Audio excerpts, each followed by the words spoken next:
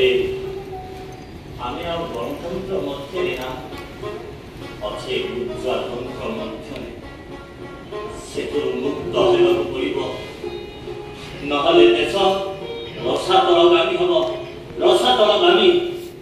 ସେଥିପାଇଁ ମୁଁ ସମସ୍ତଙ୍କୁ ଡାକିଛି ଏକାଠି ହେବା ପାଇଁ। ସେ ବଦମାସ ଭିଡ କିଶୋର ତା ନେତୃତ୍ୱରେ ଏକାଠି ହେଇଥିବା ପିଲାମାନେ ତାହା ପରେ ନେବୁ ତମେ ସତ୍ୟତାକୁ କାହିଁକି ବୁଝୁନ ବାବୁ?